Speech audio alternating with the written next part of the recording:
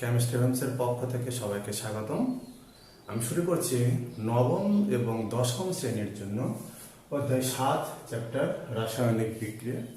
রাসায়নিক বিক্রিয়া চ্যাপ্টারের অনেক গুরুত্বপূর্ণ অংশ আছে। আজকে আমরা আলোচনা করব এই সকল বিষয় নিয়ে।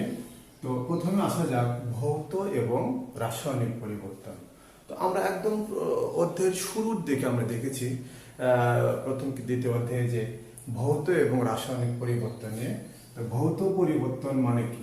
অর্থাৎ পদার্থের শুধু ভৌত অবস্থার চেঞ্জ হবে, কিন্তু রাসায়নিক কোনো পরিবর্তন হবে না, এবং যে পরিবর্তনকে পূর্বের অবস্থায় ফিরিয়ে আনা যায় সেটা হলো ভৌত পরিবর্তন। তোমরা নিশ্চয়ই দেখেছ যে পানি আবার কি পানি, তবে এটা যদি আমাদের বরফ হয়, এটা যদি আমাদের তরল হয়, তাহলে আমি তাপ দিলে কিন্তু এটা হচ্ছে কি কঠিন থেকে তরল হচ্ছে। আবার এটা কি করব, শীতল করব, শীতল করলে আমার এদিকে হচ্ছে কি তরল থেকে বরফ। তার মানে এটা কি পরিবর্তন? ভৌত পরিবর্তন। তো রাসায়নিক পরিবর্তন কি? যে পরিবর্তনের ফলে পদার্থের মানে গঠনটাই চেঞ্জ হয়ে যায়, মানে তার পূর্বের অবস্থা থেকে পরবর্তী অবস্থাটা চেঞ্জ হয়, এবং যে পরিবর্তনকে পূর্বের অবস্থায় ফিরিয়ে আনা সম্ভব নয় সেটা হলো কি রাসায়নিক পরিবর্তন। আসলে যে কোনো রাসায়নিক যেগুলো বিক্রিয়া ঘটে সবগুলোই কিন্তু রাসায়নিক পরিবর্তন। যদি আমরা একটু লক্ষ্য রাখি, দেখো তো ক্যালসিয়াম কার্বনেট, এটা যদি আমরা হিট দেই, calcium oxide plus carbon dioxide, এই যে বিক্রিয়াটা করবে এটা কি রাসায়নিক পরিবর্তন। এবং রাসায়নিক পরিবর্তনের বৈশিষ্ট্য দেখো যে এই যে বিক্রিয় পদার্থ যেটা আছে এর ধর্মের সাথে উৎপন্ন যেগুলো পদার্থ হবে সেগুলো ধর্ম কোনো মিল খুঁজে পাওয়া যাবে না। এটা রাসায়নিক পরিবর্তন, অর্থাৎ যে পরিবর্তনকে পূর্বের অবস্থায় ফিরিয়ে নিয়ে যাওয়া সম্ভব নয় সেটা কি রাসায়নিক পরিবর্তন। একমুখী এবং উভমুখী বিক্রিয়া, আমাদের কিছু কিছু বিক্রিয়া আছে যেগুলো শুধু একই দিকে ঘটে, সেগুলো হলো একমুখী বিক্রিয়া। আবার কিছু আছে সামনে এবং পশ্চাৎ দুই দিকে যদি সংঘটিত হয় সেটা উভমুখী বিক্রিয়া। আসলে পৃথিবীতে কিন্তু একমুখী বিক্রিয়া বলতে কোনো বিক্রিয়া নেই, কিন্তু যদি একদিকের গতিটা অন্য দিকের চাইতে অনেক অনেক গুণ বেশি হয় তখন আমরা তাকে বলি কি একমুখী বিক্রিয়া। যাই হোক, একমুখী বিক্রিয়াকে আমরা প্রকাশ করবো এরকম চিহ্ন দিয়ে একমুখী বিক্রিয়া, আর যেগুলো উভমুখী বিক্রিয়া সেগুলো উভমুখী চিহ্ন দিয়ে। আমরা একটু উভমুখী বিক্রিয়ার এক্সাম্পল দিই। দেখো এটা একটা জৈব অ্যাসিড, আমরা বলি ইথানোয়িক অ্যাসিড, এবং দিলাম অ্যালকোহল। অ্যাসিড এবং অ্যালকোহল বিক্রিয়া করলে কি সৃষ্টি হচ্ছে, এখান থেকে OH আর এখান থেকে একটা এইচ মিলে বানিয়ে গেল, তাহলে CH3CO ও C2H5 প্লাস পানি, এটাকে বলা হয় সংক্ষেপে এস্টার। তাহলে আমাদের অ্যাসিড এবং অ্যালকোহলের বিক্রিয়া এস্টার প্লাস পানি, এটা সামনের দিকে ঘটলো, কিন্তু এটা আবার নাকি এস্টার প্লাস পানি আবার পরস্পর বিক্রিয়া করে অ্যাসিড এবং অ্যালকোহল পরিণত হয়। তাহলে এটা কি বিক্রিয়া? উভমুখী। তাহলে উভমুখী বিক্রিয়াকে আমরা উভমুখী চিহ্ন দিয়ে প্রকাশ করব, আর একমুখী বিক্রিয়াকে আমরা একমুখী চিহ্ন দিয়ে প্রকাশ করব। ঠিক আছে, এখন এরপরে আবার দেখো তাপীয় পরিবর্তন। তাপীয় পরিবর্তনের উপর ভিত্তি করে আমাদের বিক্রিয়াগুলো দুই প্রকার, একটা তাপ উৎপাদী, একটা তাপহারী প্রক্রিয়া। তো তাপ উৎপাদী প্রক্রিয়া মানে কি? রাসায়নিক বিক্রিয়া সংঘটিত হওয়ার সময় যদি তাপ উৎপন্ন হয় সেই বিক্রিয়াকে বলবো আমরা তাপ উৎপাদী বিক্রিয়া। আর যদি তাপের শোষণ ঘটে, হ্রাস ঘটে, সেই বিক্রিয়াকে বলবো কি তাপহারী।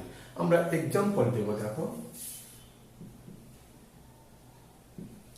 Nitrogen plus hydrogen equal to আমি দিলাম অ্যামোনিয়া। তো সমতা করে ফেললাম এখানে 2, 3। এখানে ডেল এইচ এর মান আমাদের -92 কিলোজুল। এখানে দেখো এই যে তাপীয় পরিবর্তন ডেল এইচ এর মান, এটা কিন্তু তোমাকে মাইনাস হলে বুঝতে হবে কি তাপ উৎপাদী প্রক্রিয়া। আর যদি বলি আমি তাপহারী প্রক্রিয়া, তাহলে এটা কি হচ্ছে তাপ উৎপাদী। আর যদি বলি তাপহারী, দেখো তো একই প্রায় নাইট্রোজেন প্লাস অক্সিজেন বিক্রিয়া করে নাইট্রিক অক্সাইড। সমতা করে ফেললাম। তো এখানে ডেল এইচ এর মান হচ্ছে +180 কিলোজুল। তো এটা কি তাপ শোষিত হয়েছে, তাহলে এই বিক্রিয়াটা কি বলবো আমরা তাপহারী বিক্রিয়া। তাহলে আমরা বুঝতে পারলাম তাপ উৎপাদী এবং তাপহারী বিক্রিয়া মানে তাপীয় পরিবর্তন দ্বারা যে বিক্রিয়া। এরপর দেখবো আমরা রেডক্স বা জারণ বিজারণ বিক্রিয়া।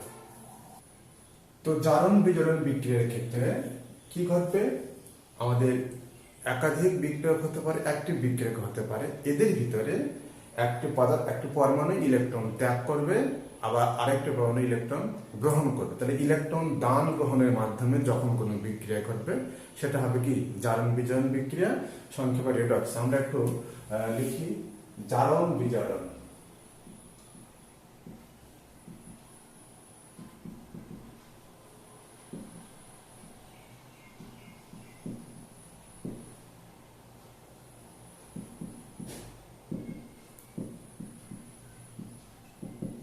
এই দেখো এই দুই জায়গা থেকে আমাদের এখান থেকে রেড আর ওখান থেকে অক্স, এই হলো আমাদের কি জারণ বিজারণ একত্রে। তো জারণ বিজারণ বিক্রিয়া কি বললো বলতো আমরা, যে বিক্রিয়াতে ইলেকট্রনের আদান প্রদান ঘটে, মানে এক পদার্থ ইলেকট্রন ত্যাগ করবে আর এক পদার্থ ইলেকট্রন গ্রহণ করবে। আমরা একটা এক্সাম্পল যে আমাদের বইয়েরটাই দিলাম, সোডিয়াম প্লাস ক্লোরিন বিক্রিয়া করে উৎপন্ন হচ্ছে NaCl। তো যদি আমি সমতা করি, এখানে দেখো, এখানে আমরা এমন করতে পারি 2 কারণ এখানে ক্লোরিন দুটো ছিল 2। আচ্ছা, এই ক্ষেত্রে আমাদের ইলেকট্রনের নাকি আদান প্রদান ঘটে। কেন? এখানে সোডিয়াম প্লাস এখানে ক্লোরিন মাইনাস আকারে থাকে। আর এই ক্ষেত্রে যখন মুক্ত অবস্থায় থাকে তখন নাকি সে সকল পরমাণুর ক্ষেত্রে জারণ মান কত হবে 0। তাহলে আমাদের এখানে যদি বিক্রিয়া আকারে দেখা, এবং এখান থেকে আমরা এটা পড়ার সময় একবারে পড়ে ফেলবো যে জারণ বিজারণ যুগপৎ ঘটে, মানে একসাথে ঘটে। দেখো তো এখানে আমাদের জারণ বিক্রিয়াটা বলতে কি হবে, সোডিয়াম পরমাণু ইলেকট্রন ত্যাগ করে সোডিয়াম আয়নে পরিণত হবে। এখন দুটো সোডিয়াম আছে, তাহলে আমি 2 দিয়ে গুণ করলাম, বাস। তাহলে একটা সোডিয়াম এক ইলেকট্রন ত্যাগ করে একটা সোডিয়াম আয়নে পরিণত হয়েছিল, দুটোর জন্য 2টা। ঠিক তেমনি আমাদের বিজারণ বিক্রিয়া বলতে কি হবে, এখানে এই যে দেখো ক্লোরিন সে করবে কি ক্লোরাইড আয়নে পরিণত হবে। এখন 2টা ক্লোরিন 2 দিয়ে গুণ করলাম, তাহলে একটা ক্লোরিনের মান 0 থেকে -1 হতে গ্রহণ করে কয়টি? একটি। তাহলে দুটোর জন্য গ্রহণ করবে কয়টি বলতো? 2টি। তাহলে আমরা দেখতে পারলাম যে এখানে আমাদের যদি বিক্রিয়াটা অ্যাড করে দেই, তাহলে আমাদের এই ইলেকট্রন দেখো 2টা কেটে যায়। তাহলে কি লেখা যাচ্ছে, সোডিয়াম ক্লোরিন বিক্রিয়া করে 2 সোডিয়াম প্লাস 2 ক্লোরাইড মাইনাস সংক্ষেপে সোডিয়াম ক্লোরাইড। তাহলে এই বিক্রিয়াটা কি ঘটলো, একটি পদার্থের জারণ ঘটলো আর এক পদার্থের বিজারণ ঘটলো। দ্যাট মিনস এখান থেকে এখানে এটা হলো আমাদের কি জারণ, আর এখান থেকে এই অংশটুকুর নাম হবে কি বিজারণ। তাহলে বুঝতে পারলাম যে একটি জারণ বিজারণ বিক্রিয়াতে একই সাথে একটি পদার্থের জারণ ঘটে এবং আরেক পদার্থের বিজারণ ঘটে। তাই জারণ বিজারণ বিক্রিয়াকে আমরা সংক্ষেপে বলি কি যুগপৎ ঘটে, মানে একসাথে ঘটে।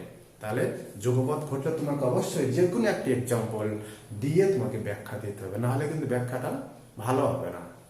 এবার আমরা চলে যাচ্ছি এই জারণ বিজারণের উল্লেখযোগ্য একটা অংশ কি জারণ সংখ্যা নির্ণয়। জারণ সংখ্যা বলতে কি বোঝায় বলতো? জারণ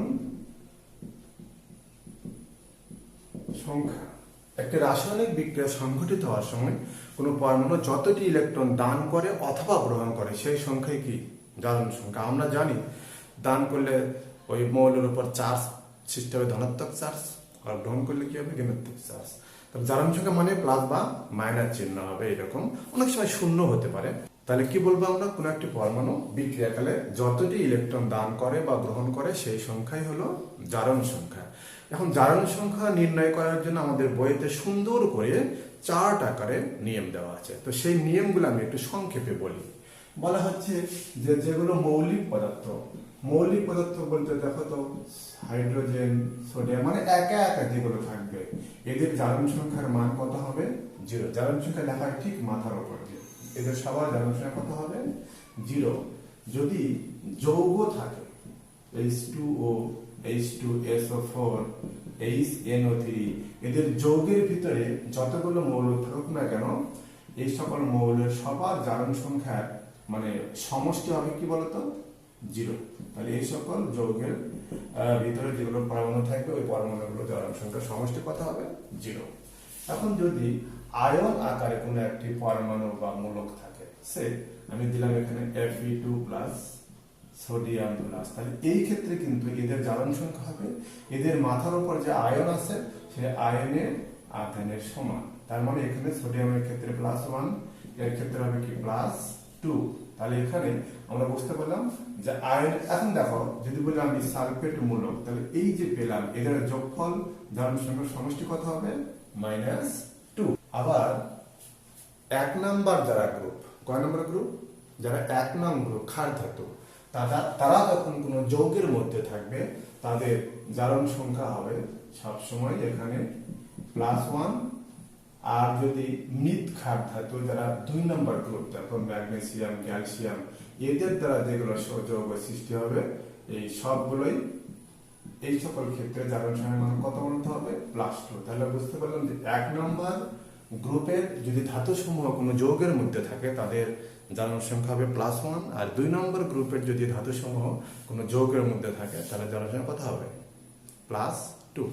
এবার আসো অক্সিজেন নিয়ে আমরা বলবো যে সাধারণত 99% অক্সাইড বা বিভিন্ন যৌগের ভিতরে অক্সিজেনের জারণ সংখ্যা হবে কত -2। যেমন পানির ভিতরে অক্সিজেনের মান -2, সালফিউরিক অ্যাসিডের ভিতরে অক্সিজেনের মান কত -2। বাট যদি পারঅক্সাইড যৌগ হয়, যেমন আমাদের সোডিয়াম পারঅক্সাইড, হাইড্রোজেন পারঅক্সাইড, এই সকল পারঅক্সাইড যৌগের ক্ষেত্রে অক্সিজেনের জারণ সংখ্যা কত হবে -1। এটা মাথায় তোমাকে রাখতে হবে। এরপর যেটা বলা হচ্ছে কি হাইড্রোজেনের ক্ষেত্রে বলতে কিরকম হবে, সাধারণত 99% যৌগে হাইড্রোজেনের জারণ সংখ্যা হবে +1। কত হবে +1। শুধুমাত্র তাহলে আচ্ছা এটা আমরা একটু দিয়ে নিই।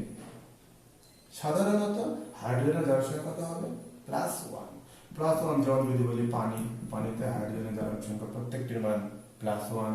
যদি বলি আমি সালফিউরিক অ্যাসিড, এখানেও হাইড্রোজেনের প্রতিটির মান কত +1। কিন্তু যদি এরা ধাতুর সঙ্গে যুক্ত থাকে, মানে ধাতব হাইড্রাইড, বলো কি হাইড্রাইড বললাম, ধাতব হাইড্রাইড, অর্থাৎ ধাতুর সঙ্গে যখন যুক্ত থাকবে তখন নাকি তাদের জারণ সংখ্যা হবে -1। যেমন দেখো সোডিয়াম হাইড্রাইড, এই যৌগটিতে কিন্তু হাইড্রোজেনের মান কত -1। যদি বলি আমি অ্যালুমিনিয়াম হাইড্রাইড, এখানে কিন্তু হাইড্রোজেনের প্রত্যেকটির মান কত হবে -1। আমরা জারণ সংখ্যা মোটামুটি বুঝে ফেললাম। এবার দু একটি জারণ সংখ্যা আমরা যৌগ থেকে নির্ণয় করব, তারপরে আমরা জারণ বিতরণ নিয়ে একটা বিষয় আলোচনা করার চেষ্টা করছি। সালফিউরিক অ্যাসিড, এই যৌগে সালফারের জারণ সংখ্যা কত? তা আমরা এখানে বলবো যে একটা যৌগের মধ্যে হাইড্রোজেনের জারণ সংখ্যা +1, অক্সিজেন প্রতিটির মান কত -2, আর সালফারের মান ধরবো কত x। এটা হোয়াট, তাহলে আমরা এখান থেকে লিখতে পারি +1 × 2 প্লাস সালফার x ধরেছি, অক্সিজেন -2 × 4 ইকুয়াল টু কত বলতো 0। তাহলে আমাদের এখানে x = +8 - 2, দ্যাট মিন্স +6। এই যে আমি জারণ সংখ্যা পেয়ে গেলাম। এখানে কিন্তু একটা ছাত্রছাত্রীরা ভুল করে, তোমরা যেটা ভুল করো সেটা হলো কি, অনেকে লেখো x = 6। নো, এটা রং। কারণ জারণ সংখ্যা হলো মান থাকবে এবং প্রকৃতি থাকবে, দুটি তোমাকে প্রকাশ করতে হবে, না হলে জারণ সংখ্যা হবে না। আমরা আরেকটা एग्जांपल দিতে পারি। দেখো তো সোডিয়াম থায়োসালফেট, এই যৌগেতে সালফারের জারণ সংখ্যা কত? আমরা একটু দেখি তো। সোডিয়াম কত +1 ×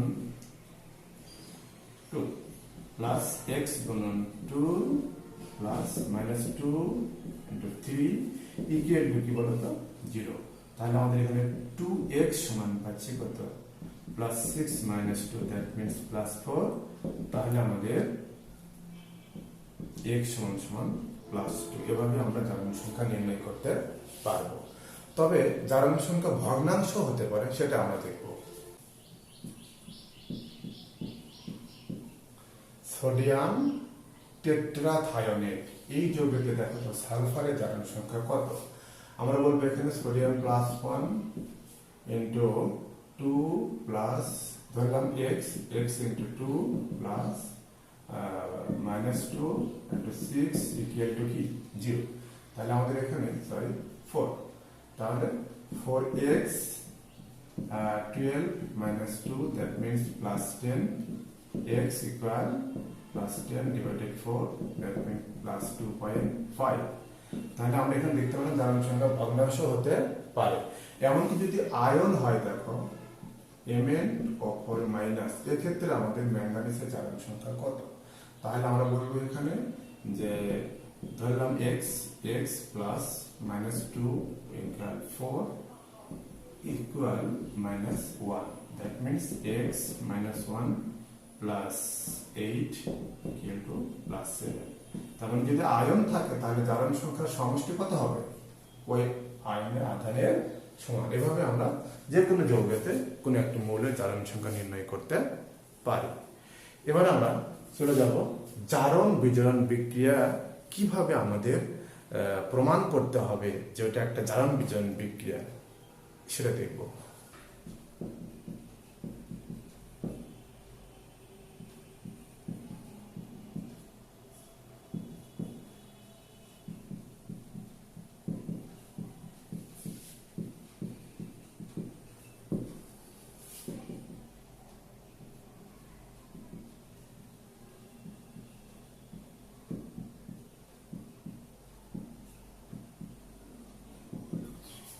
নাইট্রোজেন এবং হাইড্রোজেন বিক্রিয়া করে অ্যামোনিয়া প্রস্তুত হয়েছে। বলা হচ্ছে এই বিক্রিয়াটিতে জারণ বিজারণ ঘটেছে ব্যাখ্যা করো, বা এই বিক্রিয়াটা একটি জারণ বিজারণ বিক্রিয়া ব্যাখ্যা করো।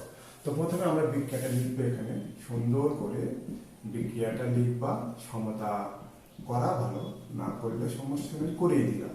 এখানে করবা কি, প্রথমে যার যার মাথার উপর জারণ সংখ্যা লিখবা। মৌলিক পদার্থ 0, এটা মৌলিক পদার্থ মান কত বলতো? 0। এখানে আসো, হাইড্রোজেনকে ধাতুর সাথে আসে না অধাতুর সাথে আসে? অধাতুর সাথে আসে, তাহলে এখানে হবে প্লাস। আর যদি এটা ধাতু হতো তখন এর মান কত হতো? মাইনাস। আচ্ছা, তাহলে এখানে -1 3, এখান থেকে কি হচ্ছে? +3।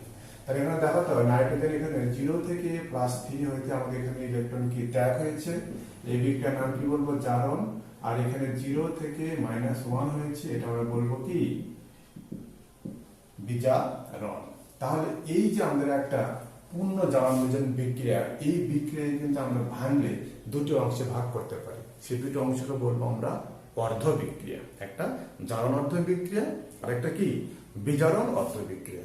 তো আমরা এখানে এভাবে লিখবো, দেখো জারণ অর্ধ বিক্রিয়া, জারণ অর্ধ বিক্রিয়া।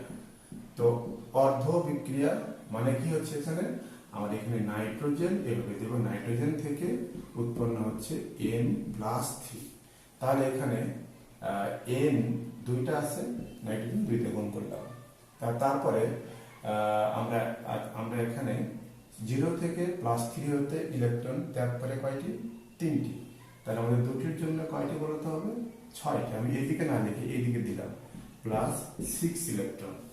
আচ্ছা, তাহলে এখানে দেখো তো বিজারণ অর্ধ বিক্রিয়া। এখানে আমার বিজারণ হচ্ছে কার বলতে? একবারে যেহেতু সমতা করা আছে এটাই দিব। তাহলে এখান থেকে উৎপন্ন হচ্ছে কি? হাইড্রোজেন -1। কয়টা আছে হাইড্রোজেন? 6টা। আমি 6 দিয়ে গুণ করলাম। তাহলে প্রতিটি হাইড্রোজেনের মান 0 থেকে -1 হতে গ্রহণ করে কয়টি? একটি। তাহলে আমাদের 3 × 6, 6টির জন্য কয়টি বলতো? 6 ইলেকট্রন। এখন যদি আমি দুই ইকুয়েশনকে যোগ করে দিই তাহলে আমার কি হয়? এই ইলেকট্রন যদি মনে মনে আমি এই দিকে নিয়ে যাই, মাইনাস হবে, মাইনাস প্লাস যোগ করলে কি হবে? কেটে যাবে। তাহলে আমার থাকবে বাম পাশে nitrogen +3 hydrogen, that means 2 + 3 nitrogen and 6H- সংক্ষেপে আমরা লিখবো 2NH3। তার মানে এই বিক্রিয়াটা একটি কি? জারণ বিজারণ বিক্রিয়া। আমি আরেকটা বিক্রিয়া দিয়ে তোমাকে দেখাচ্ছি, যে আবারও আমি দেখাবো কিভাবে বিক্রিয়াগুলোকে ভেঙে তোমাকে অর্ধ বিক্রিয়ার সাহায্যে লেখা যায়।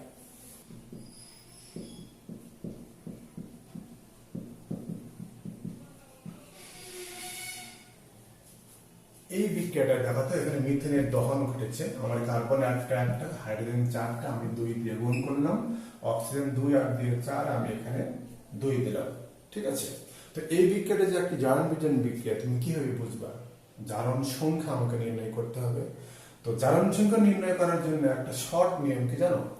99% ঘটে এটা। সেটা হলো যে কোনো একটি বিক্রিয়া বাম পাশে এবং ডান পাশে দেখবা যদি কোনো মৌলের জারণ সংখ্যা 0 হয় তাহলে ওই বিক্রিয়াটি জারণ বিজারণ হবেই মাস্ট। দেখো এখানে একটা মৌলিক পদার্থ অক্সিজেন, এর মান কি 0 হবে না?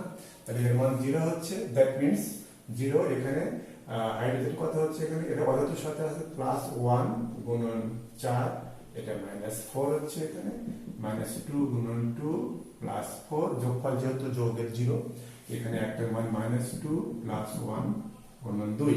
তাহলে এখানে দেখো তো কার্বন থেকে কার্বন আমার এখানে ইলেকট্রন ত্যাগ হয়েছে। এটা কি বিক্রিয়া বলতো?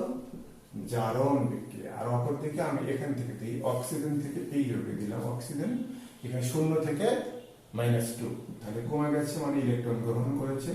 ইলেকট্রন গ্রহণ করলে জারণ সংখ্যা কমে যায়, এটা বিজারণ বিক্রিয়া।